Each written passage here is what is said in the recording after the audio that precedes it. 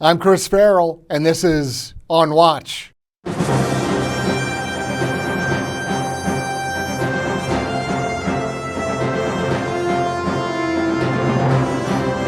Welcome to On Watch, everybody, the Judicial Watch podcast where we take a deep dive behind the headlines to cover news that the mainstream media would rather you not know about, where we try to recover some lost history and explain the inexplicable.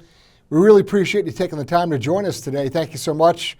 Please be sure to subscribe to this podcast, whether you're watching the video version on YouTube or Rumble, or whether you're listening to us on one of your favorite podcast platforms. Be sure to subscribe, leave us a rating, email us, let us know what you want us to cover, who you want us to interview.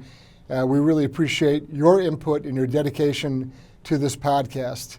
It's a great pleasure to be able to bring this to you. And today in particular, we have a real treat for you. We have Representative James Comer, the Republican member of Congress from Kentucky, who is the chairman of the House Oversight Committee. James Comer, of course, is leading an investigation into all sorts of Biden mischief, corruption, criminality, and we're very pleased to have Mr. Comer join us today. Congressman Comer, thank you so much for joining us on Watch. Thank you. My pleasure. You've got some very big news in the past couple of days. Your committee and your office has released an image of a check from James Biden to Joe Biden for $200,000, what appears to be a direct payment. And the memo line on the check reads loan repayment. Tell us about this check. What is the significance of this payment? The significance of the payment is this is the first hard evidence that Joe Biden benefited financially from his family's shady influence peddling schemes. The White House is trying to say it's a loan, which let's say it was a loan, which it wasn't, but the media is going to go along with whatever the White House says. Let's say it's a loan. Jim Biden could have never paid that $200,000 back to Joe Biden had he not influence peddled AmeriCorps Health. We have James Biden's personal bank records. He never had more than $6,000 in his personal checking account for months and months and months. One day he gets a $200,000 wire from AmeriCorps Health. That same day, he writes that $200,000 check to Joe Biden. So there's no question where the source of the $200,000 came from. It came from AmeriCorps Health. And what they were a failing healthcare company that Jim Biden approached and said, because of my last name, Biden, and because of my brother's contacts in the Middle East, I can help you all get all the money you need to get you back on your feet. But it's going to cost you $600,000. They paid him that in 3 increments. He never produced a thing. And then the last increment, he turned around and gave to Joe Biden. So just a little more on the source of that money. You say AmeriCorps is a health services company? They were a health care company, but they filed bankruptcy. The last big check that went out of AmeriCorps Health was to Jim Biden, which ended up in Joe Biden's back pocket. And what's the connection to the Middle East? That's obviously a big chunk of the earth. Who were they tied to? What kind of business were they doing in the Middle East? They weren't doing any business in the Middle East. They were an American healthcare company that was on the verge of bankruptcy when that check was written. Now they are bankrupt. Right. We know all this from bankruptcy court documents. They have sued Jim Biden for fraud because Jim Biden did what the Bidens do. They influence peddled. They went to this company and said, we can do whatever you need because our last name's Biden and our brother has contacts all over the world. So what James Biden pitched to AmeriCorps Health was that they needed money. The Middle East has plenty of money because I'm Joe Biden's brother, because we will use Joe Biden to help you get millions and millions of dollars to help you get back on your feet. That is, in a nutshell, what the Biden business is. They influence peddle. We've seen the text messages from Hunter to the Chinese where he's shaking them down for money. They use the worst countries in the world and the Biden last name as a reason to profit. And again, that's called influence peddling, and we've seen it and now have evidence that Joe Biden benefited from that. It is literally a racket, and I mean that in the sense of racketeering. It is really a racket operation they're running. I want to just kind of go sideways for a second and ask you about your impression, your feelings, your viewpoint on our new speaker, Mike Johnson. Mm-hmm. Yeah, Mike's a good guy. He and I came in together. Very smart guy, man of faith, certainly an honest guy. And I think that after 4 or 5 ballots, it was obvious there were a lot of people in the conference. They didn't want someone from leadership for whatever reason. They didn't want a high profile member. They wanted just an honest guy. So we'll see how that works out. I can tell you, Mike Johnson's a good, solid guy. Obviously, he's going to have to quickly assemble a staff. There are a lot of moving parts to being Speaker of the House. So certainly Mike Johnson has the mental capacity to do it. He has the ethics and morality to do it. Hopefully he'll be a great speaker. But he's certainly very supportive of our work on oversight. And I think that's a good sign for this investigation moving forward. I was going to say, just imagine that, an honest, regular guy as the Speaker of the House. That's pretty extraordinary. That's not in my living memory, and I'm pretty old. Well, that's the book on Mike Johnson. I mean, he's a straight shooter.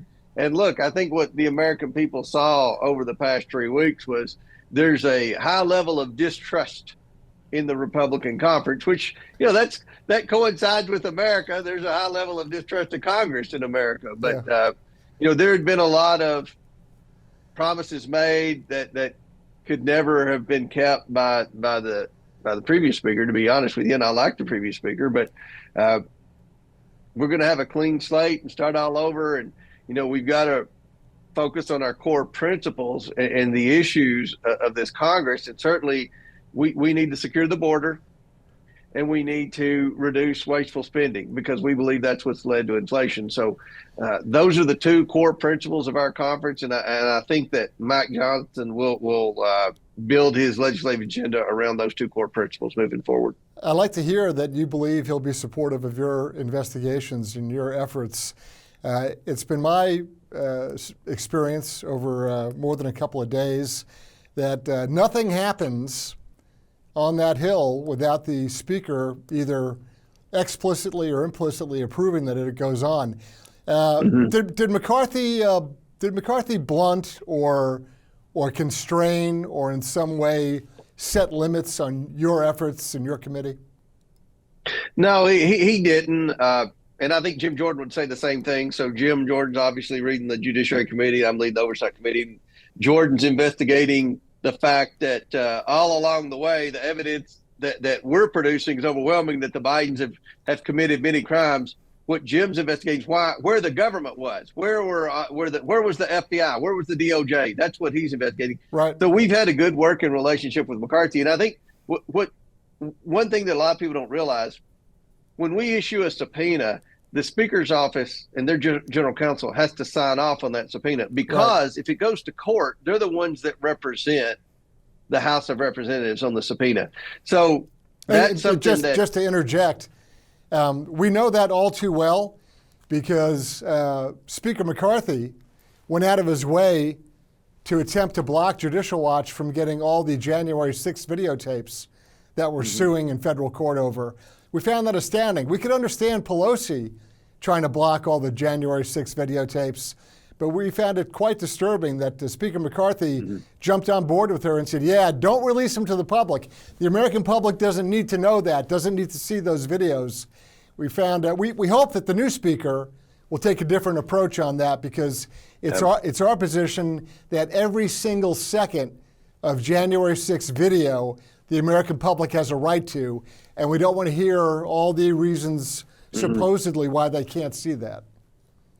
No, I agree completely. I think we should release the tapes. I think Mike Johnson has said he would do that. Good. Good. And let me say this about Judicial Watch.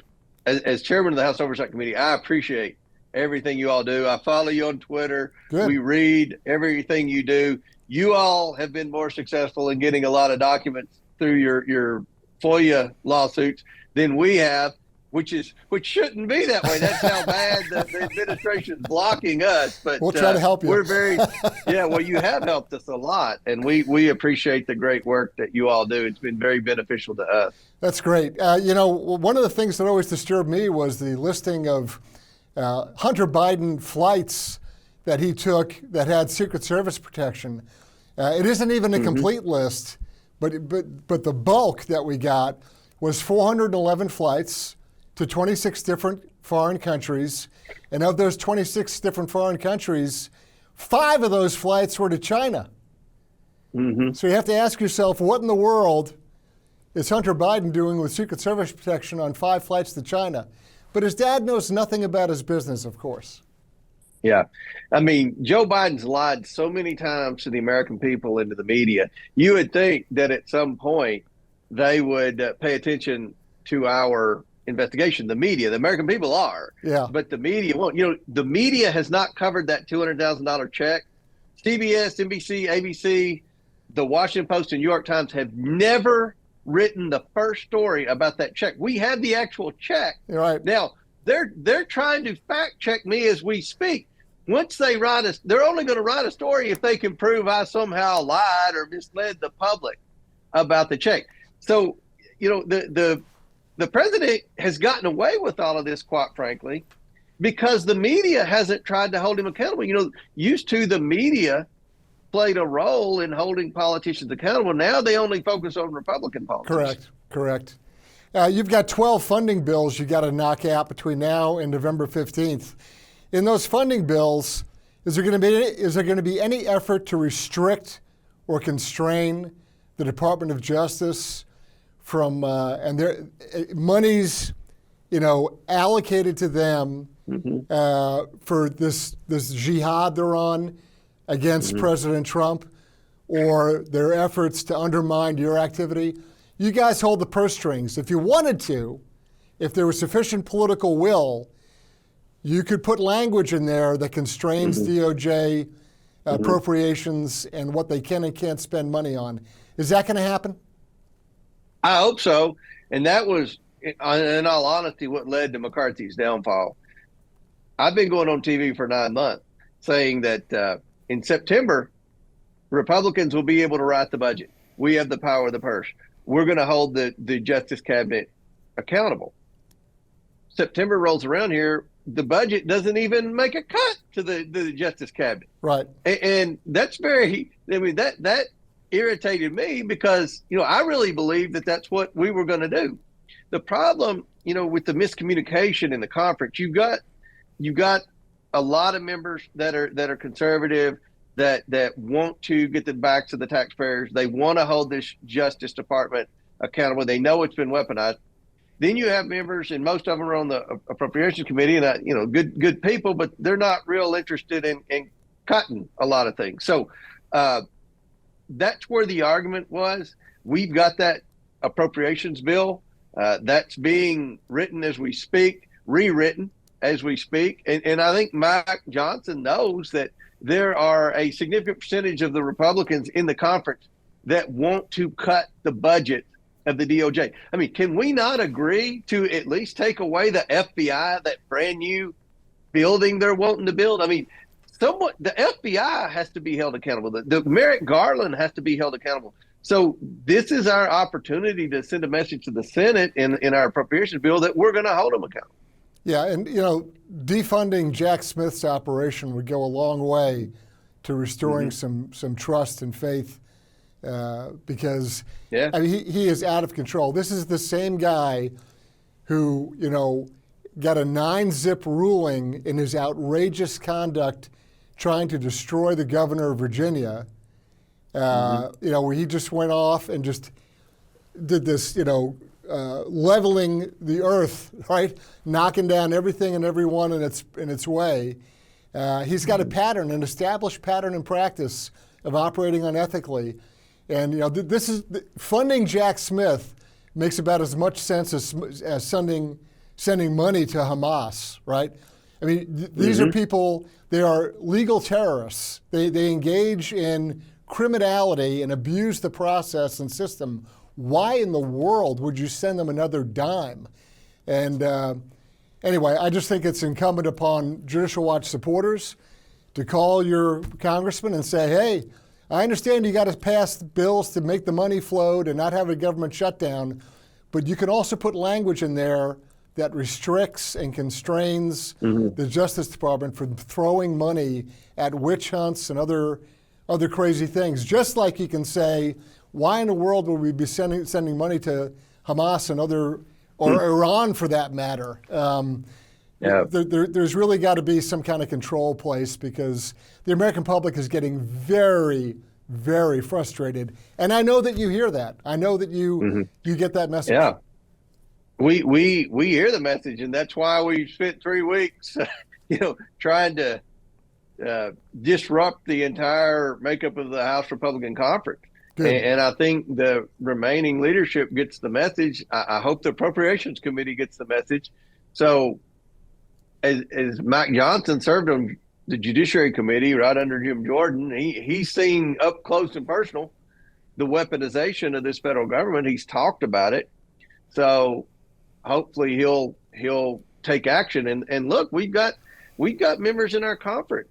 We've got more than 3. We can only look at 3. We've got a couple dozen members in conference that they don't want to make very many cuts. And it's unfortunate. I don't know if they're doing it because they don't want to get the media after them or what. But look, we've got to cut spending.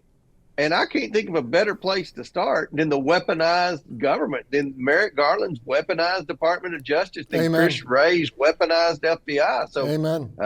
Look, there's not a number too steep for me on cutting the Department of Justice. It's a matter of finding a number that has significant, meaningful cuts that can get 217 votes, and that's the job that Mike Johnson has now. When are we going to see some Biden family members giving live testimony in front of your committee?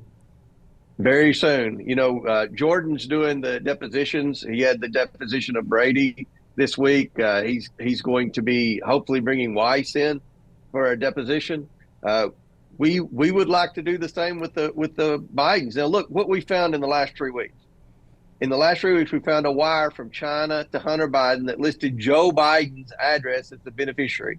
We found the $200,000 check that you referenced at the beginning of this interview. We found another check that we're trying to trace. We're getting bank records in every day from the subpoena I issued almost a month ago. Once all these bank records are in, which hopefully be in the next week or so, we're going to trace every source of revenue that the Biden family had. And then we're going to bring them in and say, how did you get this $3 million from China? How did you get this $1 million from Ukraine? What did you do to get the $3.5 million from Russia? We could have brought them in and asked them a bunch of questions, and they would have said, I don't know. More than likely, we're going to get one crack at them. Sure. And I want it to be 100. You know how it is. You all do this all the time. We will have actual bank documents, financial records that no one knew existed. Nobody knew Joe Biden got a $200,000 check from Jim Biden. And they sure as heck didn't know that the $200,000 came from that healthcare company that filed bankruptcy that's suing Jim Biden for fraud because he misrepresented that the Biden family could get him money from Saudi Arabia.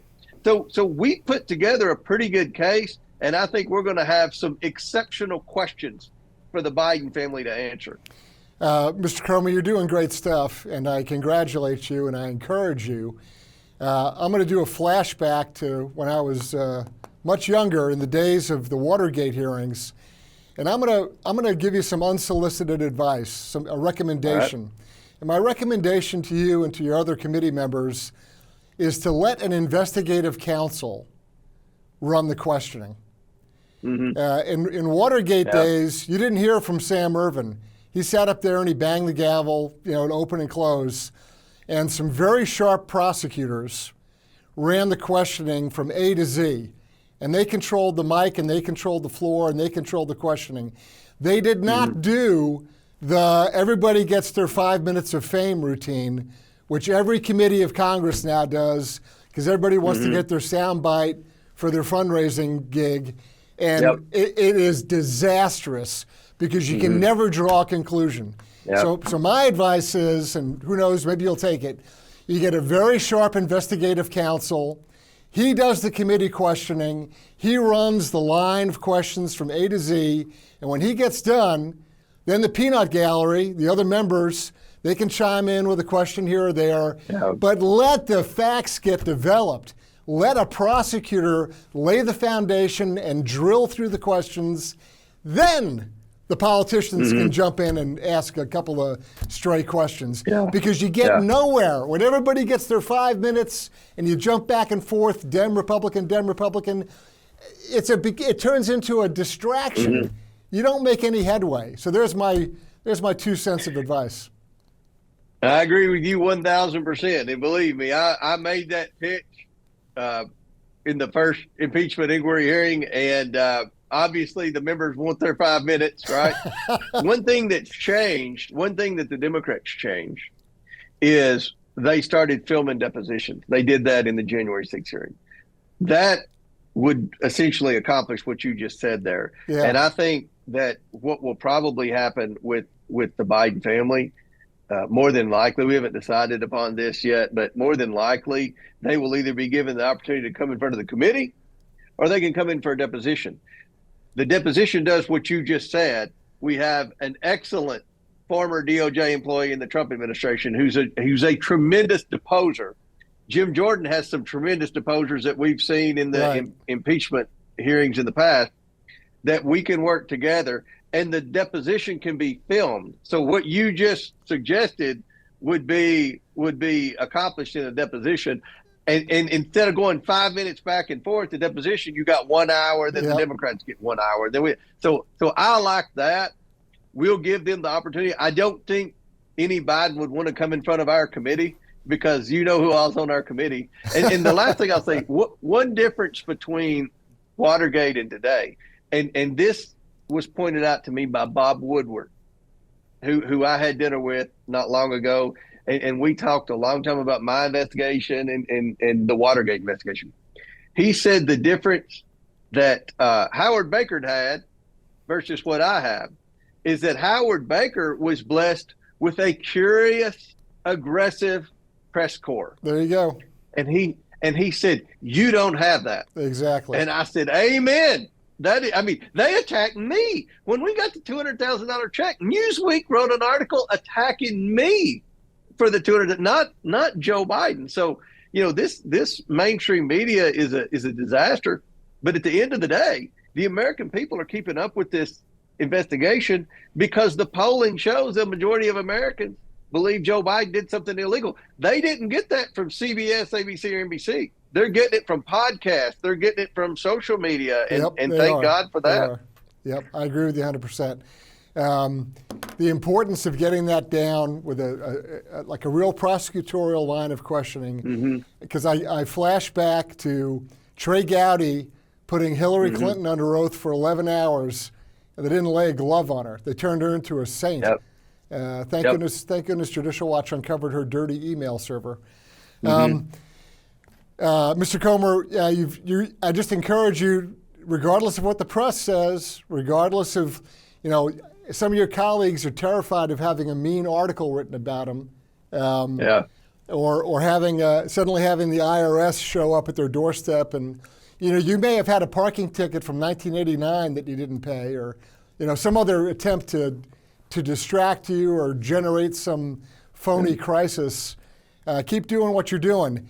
And before we close out here, I'm going to give you the last word. What does the American public need to know that they don't know, and that you want them to pay attention to? Well, I hope the American people know that we built a case that has helped us obtain financial records that no one thought we would ever obtain. We now have the personal banking records, in addition to their so-called banking, so-called businesses of the Bidens. We're able to now trace the money as we speak. My staff, I just left them to come in here. We're tracing all the wires. Hopefully in a few weeks, we're going to be able to have a chart to show where all the money the Bidens got came from and where it ended up. And I think that that's the result of having a focused plan from day one.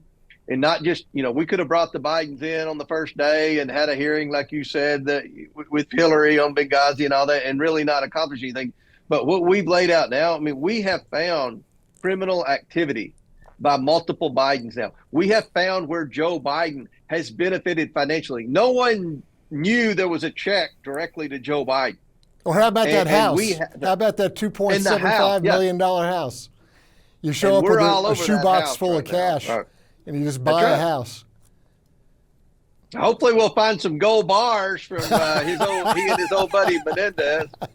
But I want you, the American people like this is taking a long time. I think by congressional standards, we've moved as quickly as possible. The DOJ spotted us, the FBI spotted us, Treasury Cabinet spotted us, and he's got the most expensive legal team in America led by Abby Lowell that spotted us. Yet we've still been able to accumulate all this evidence. And the moment everybody's been waiting for the Bidens to come in and have to answer these questions is rapidly approaching.